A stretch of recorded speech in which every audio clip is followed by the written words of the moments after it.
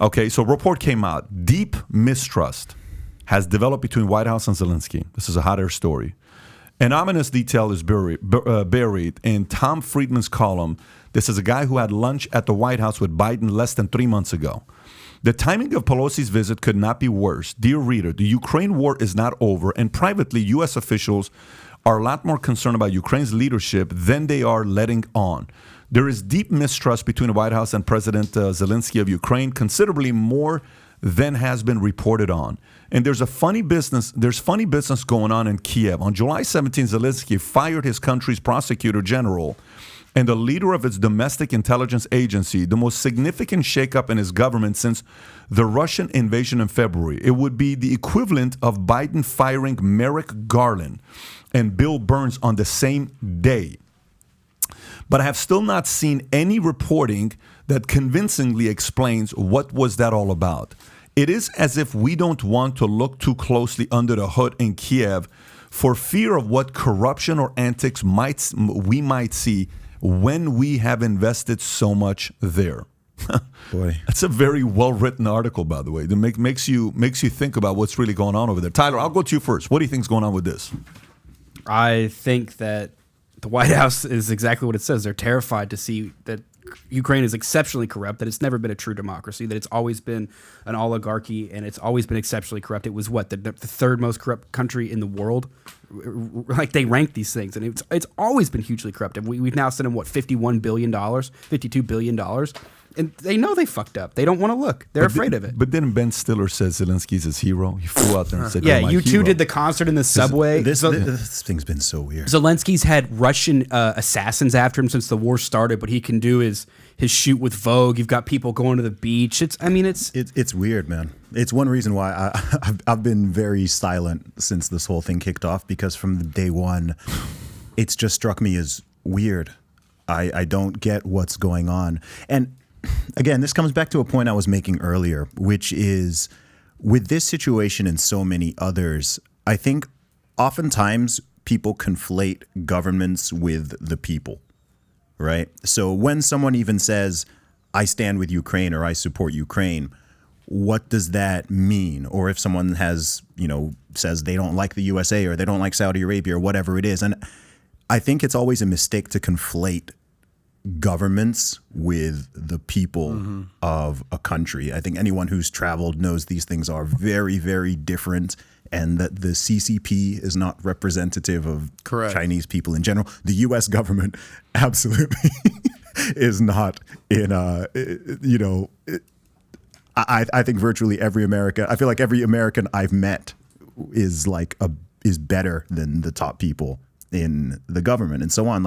So the notion that the government and the people are the same thing is very messy. So I think with this situation, it's been confusing because, of course, you have all the nonsense on social media. But when someone criticizes or is critical of Zelensky or the Ukrainian government or says they're corrupt, right, people automatically jump, oh, so you're pro-Putin, you're pro-Russia, you don't care about the Ukrainian people. It's like, no, you can totally care about the people who have been killed, injured, displaced from their homes, etc. You can have complete compassion for those people. But you can also recognize, okay, at a governmental level here, there's something weird going on here. You've got that whole Azov battalion in there, and you've got actual neo-Nazis who are fighting in the war. I don't know all the details, but it's messy, and I think people try to really simplify it and just be like, okay, either you're pro-Russia or you're pro-Ukraine, and it's just like, well, what does that even mean? I think we're so quick to label, all right, that Putin's the bad guy, so those guys must be the good guys. There's a lot of gray areas what you're talking about. There's more than meets the eye. Everyone wants to label Russia the bad guy, and then Ukraine are the good guy. So Zelensky is the face of Ukraine, good-looking, young guy, what have you. So he's the good guy. But I think what we're learning is maybe it's sort of a lesser of two evils thing. Yeah. Russia can be the bad guy, Putin can be the bad guy, but at the same time, Ukraine, Zelensky can still be corrupt, like Tyler was talking about. So this could be a mob war. Yeah, I mean, it's just not. It's not a black and white thing. Could be a bad mob and a less bad mob. Yeah, exactly. And I don't speak on it too much as well because I'm aware that this stuff has been going on for decades. These countries have decades of history, and I'm very far. There's people who didn't know what Ukraine was Right. Well, last Pat, year. you remember when we had Oliver Stone here? Yeah. Okay. Do you remember the conversations there with what he was talking about? Very different perspective. Yes. And it's people not were this perspective upset. you're going to hear from mainstream media. People for sure. were upset about Yeah. what he was saying. So, look, I mean, when this thing, but the whole thing with timing is what the writer is making you think, because while this is going on, and what Ukraine is to Russia is what Taiwan is to China, the closest correlation, and you go during this time, I don't know. It's kind of it's kind of interesting what's going on over here. One thing I've been thinking about a lot over the last few months, and people have brought this point up. I'm not the only one, but I think on a world level, the USA, certainly from a governmental perspective, is looking weak and incompetent right now. And I think that was massively exemplified by people have already forgotten about the Afghanistan pullout last year. I mean, Oh my gosh. that was a complete catastrophe. And I think that with this, I don't want to be that guy I do wonder would all of this have happened under Trump? Would Russia have invaded Ukraine? Would China be making the moves it's making now? I doubt it.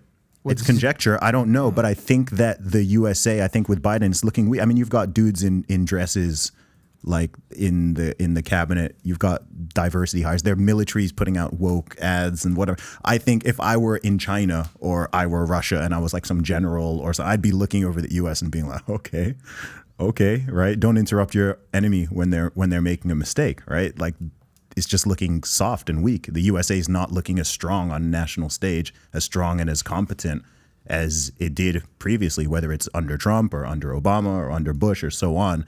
And I think that China and Russia are seeing that. And I would assume that's why some of these moves are being made at this point, because the administration is just looking weak. I mean, the president can't string sentences together. So if you like this clip and you want to watch another one, click right here. And if you want to watch the entire podcast, click right here.